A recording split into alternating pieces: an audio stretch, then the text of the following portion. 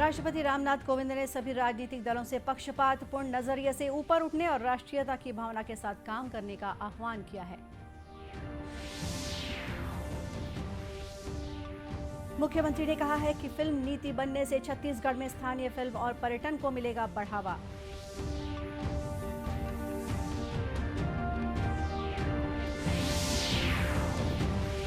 विश्व athletics championship की भाला फेंक स्पर्धा में रजत पदक जीतकर नीरज चोपड़ा ने रचा इतिहास, प्रधानमंत्री ने दी बधाई।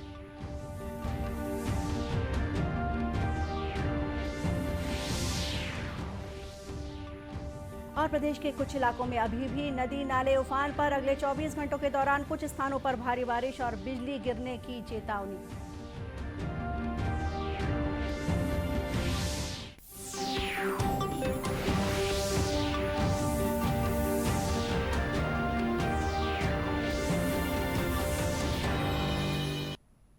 नमस्कार, आप देख रहे हैं दूरदर्शन समाचार।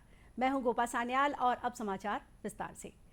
राष्ट्रपति रामनाथ कोविंद ने सभी राजनीतिक दलों से पक्षपातपूर्ण दृष्टिकोण से ऊपर उठने और लोगों के विकास के लिए राष्ट्रीयता की भावना के साथ काम करने का आह्वान किया है। कल संसद के केंद्रीय कक्ष में आयोजित विदाई समारोह में श्री कोविंद ने कहा कि हम ये समझते हैं कि समूचा देश एक परिवार की तरह है, तो इसमें मतभेद हो सकते हैं, लेकिन इन मतभेदों को आपसी बातचीत के जरिए शांतिपूर्ण तरीके से सुलझाया जा सकता है। श्री कोविंद ने कहा कि मतभेदों को दूर करने के लिए नागरिकों और राजनीतिक दलों के लिए कई संवैधानिक रास्ते खुले हैं, जिनमें विरोध भी शामिल है। राष्ट्रपति ने सांसदों के प्रति आभार व्यक्त करते हुए कहा कि उनके लिए राष्ट्रपति की जिम्मेदारियों का निर्वहन उनके समर्थन के बिना संभव नहीं था। दायित्व को निभाने का अवसर मुझे प्राप्त हुआ, उसका निर्वहन आप सभी के सहयोग के बिना संभव नहीं था। इसके लिए मैं आप सबका भी आभार व्यक्त करता हूं। अपने कार्यकाल के दौरान मैंने अपनी पूरी क्षमता से अपने कर्तव्यों का निर्वहन करने का प्रयास किया है। आप सबने मेरे प्रति जिस अटूट विश्वास का परिचय दिया, उसके बल पर मैं अपने कर्तव्यों को भली भांति निभा सका। मेरे सभी पूर्ववर्ती राष्ट्रपति मेरे लिए प्रेरणा का स्रोत रहे हैं। इस अवसर पर लोकसभा अध्यक्ष बिरला ने कहा कि संसद के दोनों सदनों के सदस्यों के लिए गर्व का अवसर है। श्री बिरला ने कहा कि भारत के राष्ट्रपति के रूप में अपने 5 वर्ष के कार्यकाल के दौरान श्री कोविंद ने इस सर्वोच्च पद का कद और सम्मान बढ़ाया है। इस अवसर पर उपराष्ट्रपति एम वेंकैया नायडू, प्रधानमंत्री नरेंद्र मोदी, केंद्रीय मंत्री और दोनों सदनों के सांसद उपस्थित थे। मुख्यमंत्री भूपेश बघेल ने कहा है कि छत्तीसगढ़ में फिल्म नीति बनने से राज्य में स्थानीय फिल्म उद्योग और पर्यटन को बढ़ावा मिल रहा है। राजधानी में आयोजित छत्तीसगढ़ी फिल्म महोत्सव के समापन समारोह को संबोधित करते हुए मुख्यमंत्री ने कहा कि राज्य सरकार छत्तीसगढ़ी कला, साहित्य और फिल्म को बढ़ावा देने के लिए पूरी तरह से संकल्पित है। उन्होंने कहा कि छत्तीसगढ़ी फिल्मों का सफर 1965 में कही देवे संदेश और घर द्वार से शुरू हुआ, जो लगातार जारी है। उन्होंने कहा कि दर्शकों के मन में मनोरंजन के साथ फिल्मों के माध्यम से अपनी संस्कृति को लेकर गौरव की अनुभूति की अपेक्षा होती है। समारोह में मुख्यमंत्री ने छत्तीसगढ़ी फिल्म उद्योग से जुड़े कलाकारों, निर्माता, निर्देशक, गीतकार, संगीतकार, गायक गायिका और तकनीशियनों को सम्मानित किया। इस मौके पर अपने संबोधन में संस्कृति मंत्री श्री अमरजीत भगत ने कहा कि राज्य सरकार की कल्पना है कि छत्तीसगढ़ की फिल्म नीति के माध्यम से प्रदेश की कला, साहित्य, संस्कृति और फिल्म आगे बढ़े। उन्होंने उम्मीद जताई कि छत्तीसगढ़ी फिल्म नीति और राज्य सरकार द्वारा स्थानीय फिल्म उद्योग को दिए जा रहे प्रोत्साहन से स्थानीय फिल्मों की उपलब्धियों का विस्तार होगा। कार्यक्रम में संसदीय सचिव विकास उपाध्याय, राज्य खाद्य आयोग के अध्यक्ष गुरप्रीत सिंह बाबरा भी विशेष रूप से मौजूद थे। दुर्ग स्थित दाऊ वासुदेव चंद्राकर कामधेनु विश्वविद्यालय के कुलपति डॉक्टर एनपी दक्षिणकर को रक्षा मंत्रालय द्वारा राष्ट्रीय कैडेट कोर में कर्नल की मानद उपाधि से सम्मानित किया गया है। वे मध्य प्रदेश और छत्तीसगढ़ से इस रैंक को प्राप्त करने वाले एकमात्र कुलपति हैं। उन्हें यह सम्मान एनसीसी के ग्रुप कमांडर ब्रिगेडियर ए.के. दास द्वारा प्रदान किया गया। इस अवसर पर कार्यकारी अधिष्ठाता डॉक्टर के.एम. कोले ने कहा कि कुलपति डॉक्टर एन.पी. दक्षिणकर को ये उपाधि एनसीसी के प्रति उनकी प्रतिबद्धता और मार्गदर्शन के लिए दिया गया है। कर्नल की मानद उपाधि प्राप्त करने के बाद कुलपति डॉक्टर NP दक्षिणकर ने कहा कि एनसीसी के माध्यम से छात्रों में देशभक्ति की भावना पैदा करना उनका सबसे बड़ा लक्ष्य रहा है। उन्होंने कहा कि वे आगे भी एनसीसी के उद्देश्यों को पूरा करने में लगे रहेंगे। स्व सहायता समूह की महिलाओं को शासन की योजनाओं से जोड़कर उन्हें आत्मनिर्भर बनाने की दिशा में बालोद जिला पंचायत ने अभिनव पहल की है। समूह की महिलाओं को प्रेरित करने के लिए गांव की सक्रिय महिलाओं की मदद ली जा रही है। ये महिलाएं समूह की महिलाओं को शासन की योजनाओं की जानकारी देने के साथ ही उन्हें आत्मनिर्भर बनाने की दिशा में कार्य कर रही हैं। समूह की सदस्यों को इसके लिए बाकायदा प्रशिक्षित किया जा रहा है। बालोद जिले के गुंडरदेही में आयोजित प्रशिक्षण कार्यक्रम में जिला पंचायत की CEO डॉक्टर रेणुका श्रीवास्तव ने महिलाओं का मार्गदर्शन करते हुए उन्हें प्रेरक के दायित्व के बारे में बताया। डॉक्टर रेणुका श्रीवास्तव ने इस दौरान शासन की योजनाओं के बारे में भी इन प्रेरकों को जानकारी दी। मीडिया से चर्चा करते हुए उन्होंने बताया कि जिले में समूह की महिलाएं अनेक तरह के रोजगार से जुड़कर खुद को आत्मनिर्भर बना रही हैं। साथ ही प्रेरकों के सहयोग से उन्हें शासन की योजनाओं से जोड़ने का कार्य भी किया जा रहा है। स्व सहायता समूह से जोड़ा है, चाहे वो बिहान से हो या महिला कमांडो से, और सभी महिलाओं को सशक्तिकरण के रूप में सभी गौठानों में हमने आजीविका मूलक गतिविधियां प्रारंभ की हैं। चाहे वो बकरी पालन हो, मुर्गी पालन हो, बटेर पालन हो, या फिर अगरबत्ती निर्माण, साबुन निर्माण, बाड़ी, सब्जी बाड़ी, चारागाह, जो भी जिस भी तरह के काम में इनको इंटरेस्ट है वो इनसे लिया जा रहा है और इनको उसके पर्याप्त उससे इनको आमदनी भी हो रही है। इस दौरान सत्र न्यायाधीश महेश बाबू ने महिला कमांडो स्व सहायता समूह को कानूनी पहलुओं से अवगत कराया। पद्मश्री शमशाद बेगम भी इस दौरान विशेष रूप से मौजूद थी। जांजगीर चांपा जिले के बहेराडीह गांव की महिलाओं ने पिछले साल रेशमी के धागे की बजाय कृषि अवशेष और विभिन्न सब्जियों के रेशों और छिलकों से रंग बिरंगी राखियां बनाई थी। इन राखियों में अलसी, केला, भिंडी, अमारी और चेज भाजियों के रेशे का बड़ी खूबसूरती से इस्तेमाल किया गया था। इस बार इन ग्रामीण महिलाओं ने कमल फूल के डंठल से निकलने वाले रेशे से सुंदर राखियां बनाई हैं।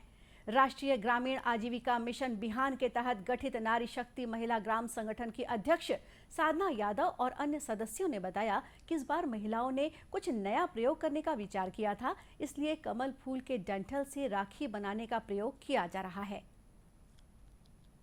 हमन पिछले साल हमारी भाजी और अलसी और केला के रेशा से राखी बनाए हमन और ओकर कपड़ा भी बनाए हमन। ए साल हमन नवा चार में जो कमल के फूल होते फूल के डंठल से भी हमन ऐसा राखी बनात हवन और ओला हमन सरों के भी पहले सरों के बाद में फिर निकाले के बाद में रेशा निकाल के बरे के बाद में फिर हमन ओला राखी बनाए हन। तांबा और मोती और गोंद मिला के हमन बनाए राखी।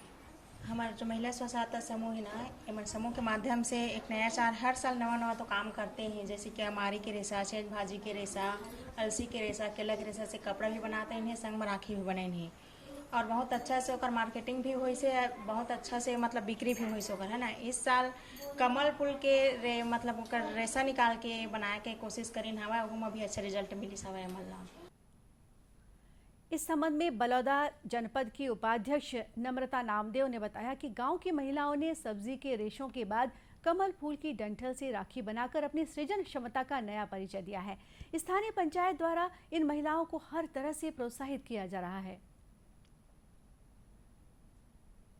राखी बनाए और पहने, लेकिन कुछ दिन से जितने नए नवाचार हो जाते, फैशन के ज़माना में सब विलुप्त हो जाते से, लेकिन आज महिला समूह में जो नवाचार करत है वो इस ढंग से देखा कोसा जैसे राखी दिखत है और ये हमारे प्राकृतिक चीज से राखी बने हुए है, तो एला जो भी देखा थे वो बहुत खुश हो जाते और बहुत अच्छा रिस्पांस मिला थे, जो हमारे पुराना पद्धति हर ही आगे बढ़ा थे। तो मैं सब झन ला निवेदन कर रहा कि इस तरह के राखी ला अपनावा और हमारे छत्तीसगढ़ की संस्कृति आगे बढ़ावा।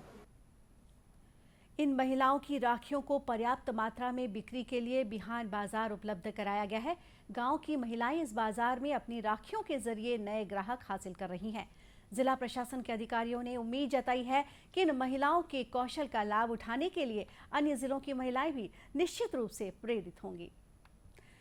टोक्यो ओलंपिक के स्वर्ण पदक विजेता नीरज चोपड़ा ने विश्व एथलेटिक्स चैंपियनशिप में पुरुषों की भाला फेंक स्पर्धा का रजत पदक जीतकर इतिहास रच दिया है। नीरज ने आज अमेरिका में प्रतियोगिता के फाइनल में 88.13 मीटर दूरी तक भाला फेंक कर दूसरा स्थान प्राप्त किया। इस मुकाबले में एंडरसन पीटर्स ने स्वर्ण पदक जीता। नीरज चोपड़ा विश्व एथलेटिक्स चैंपियनशिप में रजत पदक जीतने वाले पहले भारतीय हैं। इससे पहले लंबी कूद में अंजू बॉबी जॉर्ज ने वर्ष 2003 में कांस्य पदक जीता था। नीरज ने अपनी उपलब्धि पर खुशी जताई है। लगाई आज I think 3 throw over 90 metre की थ्रो थी और काफी अच्छी थ्रो लगाई। और हाँ, थोड़ा मेरे लिए आज थोड़ा सा कंडीशन थी जो थोड़ी डिफरेंट थी और डिफिकल्ट थी, पर जो वो थ्रो थी अच्छा लगा था, मुझे अच्छा फील हुआ था और मुझे लग रहा था कि हाँ और अच्छी थ्रो है, पर सिल्वर मेडल की थ्रो थी और ठीक है, सेटिस्फाई है, मतलब जो भी रिजल्ट है उससे, और बढ़िया है। काफी टाइम बाद अपने इंडिया का मेडल आया है तो इस चीज की खुशी है वर्ल्ड चैंपियनशिप में। प्रधानमंत्री नरेंद्र मोदी ने विश्व एथलेटिक्स चैंपियनशिप में रजत पदक जीतने पर नीरज चोपड़ा को बधाई दी है। श्री मोदी ने एक ट्वीट में कहा है कि यह हमारे खिलाड़ियों की बड़ी उपलब्धि है। उन्होंने कहा है कि यह भारतीय खेलों के लिए विशेष क्षण है। प्रधानमंत्री ने उन्हें आने वाली स्पर्धाओं के लिए भी शुभकामनाएं दी। प्रदेश में पिछले 24 घंटों से रुक रुक कर हो रही बारिश के कारण नदी नाले उफान पर हैं। बस्तर के कांकेर और बीजापुर जिलों में लगातार वर्षा के कारण मुख्य मार्गों का गांव से संपर्क टूट गया है। इस वजह से आवागमन में परेशानी हो रही है। राजधानी रायपुर में भी कल पूरे दिन रुक रुक कर बारिश होती रही। मौसम विभाग के अनुसार अगले 24 घंटों के दौरान राजनांदगांव, बालोद, कांकेर, नारायणपुर और बीजापुर जिलों में कुछ स्थानों पर आकाशीय बिजली गिरने के साथ ही मध्यम से तेज वर्षा होने की चेतावनी दी गई है।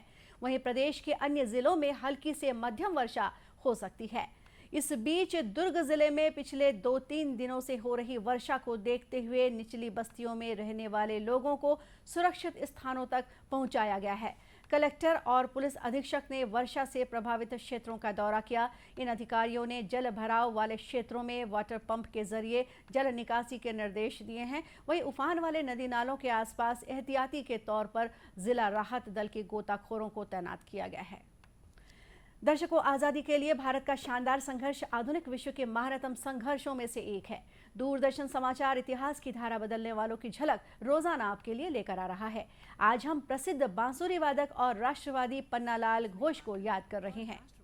पंडित पन्नालाल घोष को भी याद कर रहे हैं। उनका जन्म 24 जुलाई 1911 को बारीसाल में हुआ था, जो अब बांग्लादेश में है। बारीसाल में युवावस्था के दौरान पन्नालाल स्वतंत्रता आंदोलन में सक्रिय हो गए और अपने करियर के प्रारंभिक चरण में गुरुदेव रविंद्रनाथ ठाकुर और काजी नजरुल इस्लाम के प्रभाव में आए, जिन्होंने उनमें राष्ट्रवादी दृष्टिकोण पैदा करने में मदद की।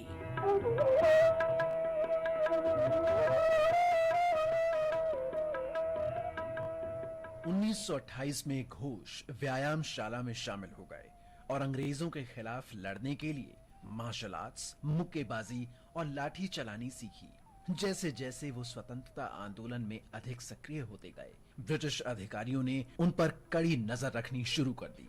उन्हें वहां से कोलकाता जाना पड़ा। उनके बचपन के दोस्त और बहनोई अनिल विश्वास भी कोलकाता आ गए।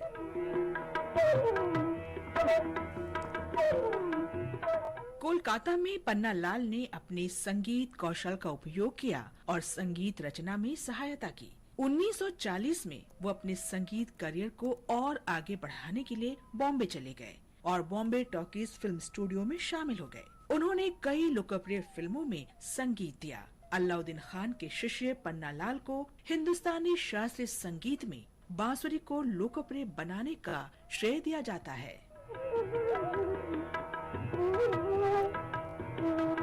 वो सच्चे देशभक्त थे। पन्नालाल घोष ने 1951 में राष्ट्रवादी फिल्म आंदोलन के लिए जोशीले गीतों को संगीत दिया। इस फिल्म में भारत के स्वतंत्रता संग्राम के वास्तविक फुटेज हैं। महात्मा गांधी, जवाहरलाल नेहरू और कई अन्य लोगों के भाषण इस फिल्म की कथा में शामिल हैं।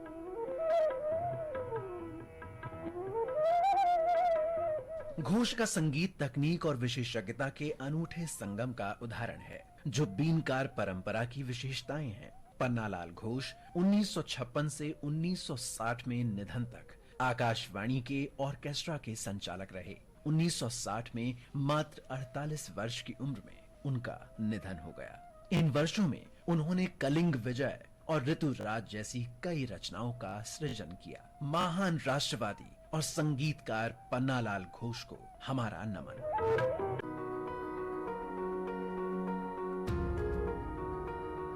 और इसी के साथ ये समाचार बुलेटिन यही समाप्त हुआ। नमस्कार।